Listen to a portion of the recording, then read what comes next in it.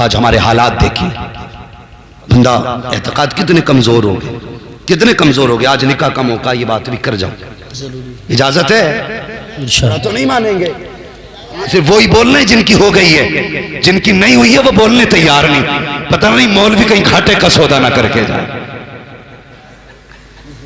है ये एतकाद की कमजोरियां हैं हमारी। अकीदे कमजोर हो गए जो ससुर से मांगने पे लगे। हाँ, गलत बात नहीं कह रहा हूं। जाओ जो तुम्हारे गांव का सबसे बड़ा ठेकेदार हो ना, सबसे बड़ा पैसे वाला हो, बेटे की शादी नहीं हुई है ना, तो जाके देखना उसने बेड कब खरीदा था, उसके घर में सोफे नए हैं कि नहीं है। हमने बड़े बड़े जमींदारों को देखा, वो इसलिए नहीं खरीदते बेड कि लल्ला को जहेज में मिलने वाला है। जब भी गाड़ी लागा सेकंड हैंड ही लागा कि लल्ला को नहीं मिलेगी। हाँ, अब तो बड़ी लंबी नियतें हो रही हैं। बुलेट क्या, अब तो बुलेरो पे कहानी पहुंच गई है। बुलेट वो चलाएगा जिसके दोनों पैर होंगे, और बुलेरो में वो बैठेगा जो कतई बताज होगा। हालात देखिए कि मैं गलत नहीं कह रहा हूं, इल्ला माशाअल्लाह ज़हने देखें हमारी ज़हनियत। हमने इसलिए सोफे नहीं खरीदे कि बेटे को मिलने वाले हैं। दादी के जहेज के मिले हुए बर्तन, एक जगह तकरीर करने गए ना, तो एल्युमिनियम का तबाक, उसमें 36 गड्ढे। हमने कहा ये कब कहा कि हमारी अम्मा के जहेज का है, और खुद पोतों वाला था, कह रहे अम्मा के जहेज का। इतने पुराने चला रहे, लेकिन नहीं ला सकते। हाँ, डिनर सेट नहीं लाएंगे खरीद के, क्योंकि बेटे को मिलने वाला है। यह एतकाद हमारे कमजोर हो गए। भला तब नहीं होता जब ससुरालिये देते, भला तब होता है जब खुदा देता है। बेशक ये याद रखिए, भला तब होता है जब खुदा देता है। फिर ससुराल की तरफ मुंह करके बैठा, कब मिलेगा कब मिलेगा। मोहल्ले वालों की गाड़ी से ड्राइविंग सीख रहा है, क्योंकि ससुरालिये देने वाले। हमारी कौम की सच्चाई है। ड्राइविंग सीख रहा है कि यार बब्बू तू सिखा दिए, कहा क्योंकि मेरा रिश्ता हो रहा, चल गाड़ी की बात चल रही है। तेरे बाप ने खरीद के रख दी थी ना जायदाद, इसलिए हम करते हैं। भाई लड़की वाला अपनी मर्जी का मालिक, चाहे तो सारी जायदाद उठा के दे दे, उसकी मर्जी है। घर उठा के दे दे, उसकी बेटी है। तू कौन होता है डिमांड करने वाला। आज अल्लाह माफ करे, ये रिश्ते कराने वाले भी कम नहीं है। जब तक बेटे का रिश्ता नहीं होता, पूरा हाव भाव बनाया जाता है, माहौल बनाया जाता। कहते हैं जी 90,000 कमा रहा लड़का, 80,000 इस महीने डाले हैं। खास करके बीच वाले को बुला के कहा जाता है, सुन तो सही, रिश्ता बाद में कराना। तुझे पता है इस महीने की इनकम मेरे बच्चे की क्या का 1,05,000 डाले हैं। और जब इसी बेटे की शादी हो जाती है, फिर 4 लोग बैठ के कहते हैं, समधी साहब जरा दामाद को समझाइए, आज तक 2 पैसे कमा के ला के ही नहीं दिए। अल्लाह जी, शादी से पहले 80,000 कमा रहे थे, वो कुछ नहीं जी, वो तो हाव भाव बना रहे हैं। वो खत्म था ही नहीं, खत्म कहां से होता। बेवकूफ बनाते ये बीच वाले लोग। काम अच्छा है लेकिन शराफत से करो, जो सच है वो बताओ। तुम्हारे झूठ की वजह से कितनी बच्चियां बेघर हो गई। जब बाप ने सुना 10 लाख लड़की वाला देने वाला, उसने 3 की बात की थी, 10 तो उसने कहे भी नहीं थे। फिर मेहनत करके 5 कर दिए, फिर भी 5 का कर्जमंद रह गया। फिर बेटी को मारा जाता है, फिर कहा जाता अपने बाप से कह जहेज पूरा करे। अल्लाह अकबर। ओ यार, दुआओं में रब से बेटियां मांगा करो। कितनी हिम्मत वाली होती हैं बेटियां। तुमसे भी गुजारिश है बापो, जब बेटियों के रिश्ते करो तो देखभाल के रिश्ता किया करो, सोच समझ के रिश्ता किया करो। आंखें बंद के पेट बंद करके बेटी न फेंका करो। ये मत देख के पैसे वाला है बेटी सुख में रहेगी, बात वाला के बेटी सुख में रहेगी। बेटियां सुख में अमीरों के घर नहीं रहती हैं, बेटियां सुख में दिल वालों के घर रहा करती हैं। ये जरूरी नहीं है जिन पे पैसा होगा वो सुख में रखेंगे, सुख में उसके घर बेटी रहती है जो खुदा से भी डरता है, मुस्तफा से भी डरता है। सुभान अल्लाह, सुभान अल्लाह, माशाअल्लाह, बहुत खूब। आला हजरत उलमा अहले सुन्नत हजरत अल्लामा मुफ्ती हम्माद साहिब किबला। बस तवज्जो है ना। तो ये हालात हमारे हैं। हमने अमीर देख के दिया यार, दिल वाला देख के दे। बेटी बेटी होती है।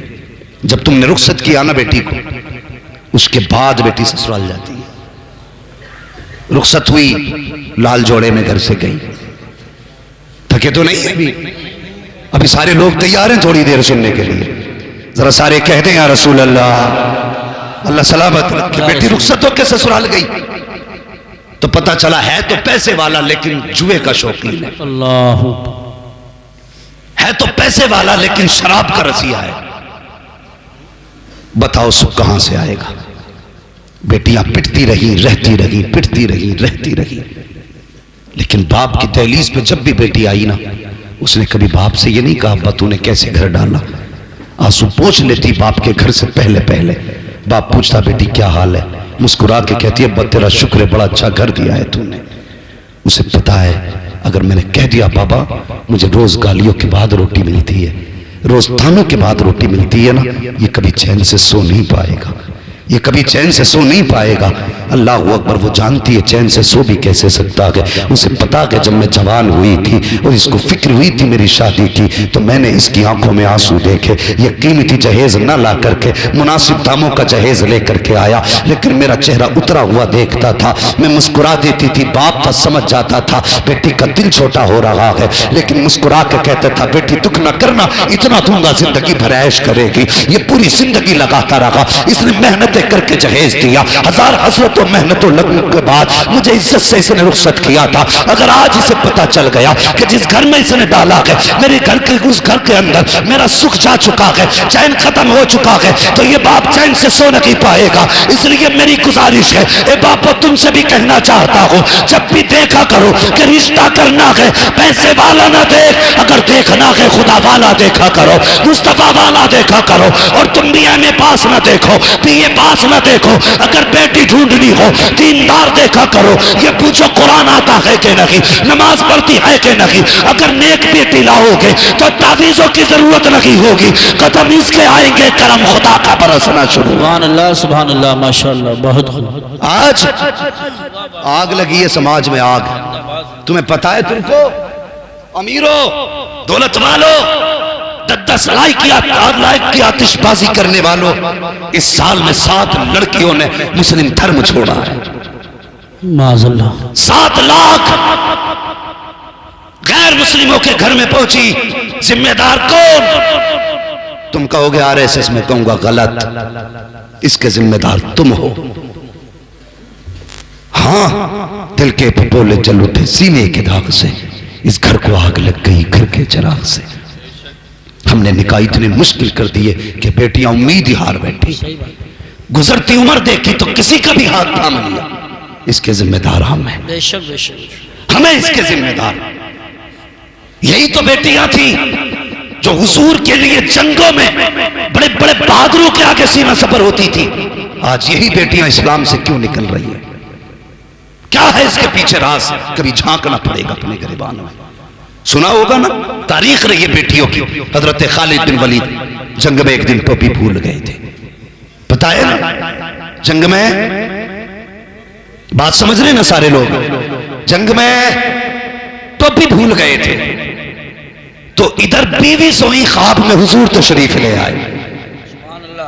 फरमाने लगे तुम सो रही हो, मेरा खालिद दुश्मनों की भीड़ में, दुश्मनों के बीच में फंसा है। गालिबन ये ख्वाब हजरत अबू उबैदा इब्न जर्राह ने देखा कि तुम सो रहे हो, मेरा खालिद दुश्मनों की भीड़ में है। आप खुली जल्दी से दस्ता तैयार किया, फौरन खालिद बिन वलीद की मदद के लिए भेजा। इधर बीवी ने निगाह डाली, देखा टोपी रखी हुई है। कहते ये टोपी तो कभी खालिद छोड़ते नहीं है, आज कैसे रह गई? जल्दी जल्दी टोपी उठाई है, दिल की धड़कनें तेज थी। अल्लाह मेरे खालिद की खैर करना, आज बिना टोपी के गए हैं जंग में, दुश्मनों के बीच में खालिद घिरे हैं। इधर अबू उबैदा बिन जर्राह का दस्ता, उधर बीवी के हाथ में टोपी। आप नकाब पहन के तेजी से घोड़ा तोड़ा रखी थी। देखा दस्ते में जाता हुआ ये खातून कौन है? अबू उबैदा ने कहा पकड़ो इस सवार को, देखो तो सही ये कौन जा रहा है। लोग दौड़ करके गए। हजरत खालिद बिन वलीद की बीवी ने कहा ठहर जाना, मेरे करीब मत आना, मैं कोई और नहीं बल्कि खालिद बिन वलीद की बीवी हूँ। कहा कहाँ जा रही हो? कहा खालिद अपनी टोपी भूल गए हैं, वो देने जा रही हूँ। ये लोगों ने कहा था हमें दे दो, हम पहुंचा देंगे। खालिद बिन वलीद की बीवी ने बड़ा प्यारा जवाब दिया था, इसमें हुजूर के बाल हैं और ये हमारे घर रहते हैं, हमें पता है इनका अदब कैसे किया जाता। नारे तकबीर, नारे रिसालत, नारे गौसियत, मसलके आला हजरत हजरत अल्लामा मुफ्ती हम्माद रजा साहिब क़िबला। सुभान अल्लाह। तारीख रही हमारी बेटियों की, और टोपी लेके खुद गई, जिस दुश्मन के जत्थे में खालिद डर छुपे थे, दबे थे, घिरे थे, उसकी जब जाकर के सफे पलटना शुरू की, खालिद अपनी तलवार भूल गए, बीवी को देखने लगे और बीवी नकाब में थी। आपने फरमाया कौन है ये जवान जिसकी तलवार थमती नहीं और तलवार के आगे कोई टिकता नहीं। हल्के से नकाब सरकाया, मुस्कुरा के कहा खालिद मैं तुम्हारी ज़ौजा, सुभान अल्लाह, मैं तुम्हारी ज़ौजा हूं। कहने लगे ये महारत कहां से? कहने लगी सुनो खालिद, कल तक टोपी तुम्हारे पास रहती थी, आज टोपी मेरे पास रखी हुई। सुभान अल्लाह, सुभान अल्लाह, बहुत खूब। ये थी मेरी कौम की बेटियां, आज भी बेटियां हैं। और ये बीमारी फैल कहां से रही है? तुम्हारे ट्यूशन, तुम्हारे कॉलेज, तुम्हारे स्कूल, तुम्हारी यूनिवर्सिटीज की खल्त तालीम से फैल रही है। सही बात है। हम इसके मुखालिफ नहीं कि बेटियां MBBS ना बने, हम तो दुआ करते हैं हर बेटी MBBS बने। लेकिन बात बात पे बंदूकें निकालने वालों, बात बात पे तमंचे निकालने वालों, क्या तुमने अपनी कौम के बच्चों के लिए कोई CBSE कॉलेज कायम किया? कोई इंग्लिश मीडियम स्कूल बनाया? क्या तालीमी मयार है तुम्हारा? कौम के लिए क्या किया? 11 लाख झगड़े में उठा के फख्र से कहते हो पैसा चला तो चला, गया तो गया, इज्जत बच गई? नहीं, इज्जत नहीं बची। कसम खुदा की आज इज्जत गई है, सिर्फ तेरी गई है, कल तेरे घर की चली जाएगी। इस पैसे को सही जगह लगाओ, बच्चों को तालीम दिलाओ, स्कूल कॉलेज कायम करो और दुनिया को बता दो मोहम्मद के गुलाम किसी के मोहताज नहीं होते हैं, जो चाहते हैं अपने दम पे करके दिखाया करते हैं। सुभान अल्लाह, सुभान अल्लाह, माशाअल्लाह। अपने कॉलेज बनाओ, अपने स्कूल बनाओ, बेटियों को पढ़ाने के लिए बेटी रखो। हाँ, अगर कोई कह देता ना तुम्हारी बेटी फला के साथ थी, कहता चुप कर, मेरी बेटी पे दाग लगा रहा है, मेरी बेटी की तो तस्वीर नहीं छूटती हाथ से, किसी से कह भी नहीं सकते फला जगह देखा है। वो खुद ही मुजरिम बन जाता कहने वाला। जब भाग जाती है कहता कर यूसुफ साहब कोई तावीज दे दो, रात रात में आ जाए। फिर रात रात में लौटा के ला रहा है। मौलाना अबरार साहब कोई तस्बीह बता दो कि बेटी आंख खोले तो सुबह खाट पे बैठी हो। तेरे 22 साल की गलतियों पे एक तावीज पर्दा डालेगा? तेरी 22 साल की गलतियों पे तस्बीह पर्दे डालने की? जो बोया है वो काटना पड़ेगा। इसलिए हम कहते हैं MBBS बेटियों को बनाओ, लेकिन ऐसे स्कूलों में पढ़ाओ जहां पढ़ने वाले भी बच्ची हो, पढ़ाने वाली भी लड़कियां हो। ऐसी जगह ट्यूशन पढ़ाओ जहां पढ़ने वाली भी लड़की हो, पढ़ाने वाली भी लड़की हो। लेने के लिए तुम्हें जाना पड़ेगा, एक एक मिनट का हिसाब रखना पड़ेगा। ये नहीं कि घर से चली गई तो स्कूल में है, जाके देख कहां गुल खिला रखी है। कितनी बेटियों ने बाप के मुंह काले कर दिए। अल्लाह की कसम बेटियों से कहना चाहूंगा, अगर सर से दुपट्टा सरकने लगे तो याद रखना तेरे गले में तो फंदा था फांसी का, हुजूर ने फंदा निकाल के दुपट्टा पहनाया।